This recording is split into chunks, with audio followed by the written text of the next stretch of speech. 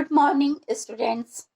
मैं Archana Aryani the Bihar teachers history makers मेरा mobile मेरी शिक्षा के इस मंच पर आप सबका स्वागत करती हूँ। मैं फिर से अपनी क्लास में उपस्थित हूँ। हम सबको पता है कि बिहार बोर्ड ने 2021 के फाइनल एग्जाम्स के लिए मॉडल पेपर जारी कर दी हैं। आइए हम विज्ञान विषय के मॉडल पेपर को सॉल्व करते हैं। तो पहले हम जान लें कि इस बार फिर से बिहार बोर्ड ने इस पेपर में कुछ चेंजेस किए हैं, जिसमें प्रश्नों की संख्या बढ़ा दी गई है। तो पहले बहुवैकल्पिक प्रश्नों पर हम चर्चा करते हैं। तो हमें 40 क्वेश्चंस सॉल्व करने होते हैं बहुवैकल्पिक प्रश्न के। तो उसमें इस बार हमें 40 क्वेश्चन सॉल्व करने के लिए 80 क्वेश्चंस मिले हैं। 80 क्वेश्चंस से 40 क्वेश्चंस का आंसर हमें देना है। तो आइए हम मॉडल पेपर के एक एक प्रश्नों को हल करते हैं। तो यह निश्चित है कि हम अपनी परीक्षा में सफलता प्राप्त करेंगे। तो आइए हम अपने बहुवैकल्पिक प्रश्न पर चर्चा करते हैं और पहले प्रश्न को देखते हैं। पहला प्रश्न है, किस दर्पण की फोकस दूरी ऋणात्मक होता है? ऑप्शंस हैं क समतल, ए समतल, बी अवतल, सी उत्तल और डी इनमें से कोई नहीं। तो अवतल दर्पण की फोकस दूरी जो होती है वह ऋणात्मक होती है, माइनस में होती है। तो हमारा आंसर है बी अवतल दर्पण। सेकंड क्वेश्चन है, दर्पण की फोकस दूरी f और वक्रता त्रिज्या r में क्या संबंध है? Options A f equal to r, b f equal to r by 2, c f equal to 2r and d f equal to 3 by 2r। तो फोकस दूरी जो होती है, दर्पण की फोकस दूरी, वह वक्रता त्रिज्या के आधी होती है, अर्थात f equal to r by 2।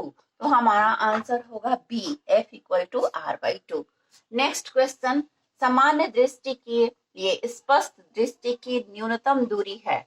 A 25 metre, B 25 centimetre, C 25 millimetre, D इनमें से कोई नहीं। तो समान दृष्टि की न्यूनतम दूरी होती है 25 सेंटीमीटर। हमारा आंसर है बी 25 सेंटीमीटर। नेक्स्ट, श्वेत प्रकाश का कौन सा रंग या वर्ण प्रिज्म से गुजरने के पश्चात सबसे कम झुकता है? ए बैगनी, बी नीला, सी लाल और डी पीला। तो जिस वर्ण का, जिस रंग का विचलन सबसे कम होगा वह सबसे कम झुकेगा। तो प्रिज्म से जब श्वेत प्रकाश गुजरती है तो लाल रंग का विचलन सबसे कम होता है। तो हमारा आंसर होगा सी लाल। नेक्स्ट क्वेश्चन है, मानव आंख की रेटिना द्वारा बनाई गई छवि होती है? ए आभासी और सीधा, बी वास्तविक और उल्टा, सी आभासी और उल्टा, डी वास्तविक और सीधा। तो हमारा आंसर है बी वास्तविक और उल्टा। तो मानव आंख जो है वह वास्तविक प्रतिबिंब बनाते हैं और उल्टा प्रतिबिंब बनाते हैं। तो आंसर है बी वास्तविक उल्टा। छठा क्वेश्चन है, आकाश का रंग नीला प्रतीत होता है? ए प्रकाश के परावर्तन के कारण, बी प्रकाश के प्रकीर्णन के कारण, डी प्रकाश के अपवर्तन के कारण और डी इनमें से कोई नहीं। हमारा आंसर होगा प्रकाश के प्रकीर्णन के कारण आकाश का रंग नीला होता है। आंसर है बी।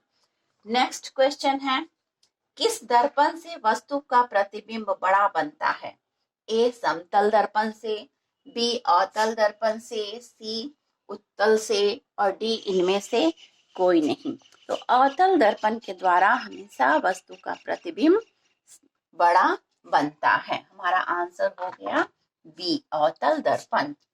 नेक्स्ट क्वेश्चन है, इनमें से कौन सा लेंस निकट दृष्टि दोष को ठीक करने के लिए उपयोग किया जाता है? ए उत्तल, बी समोत्तल, सी अवतल और डी इनमें से कोई नहीं।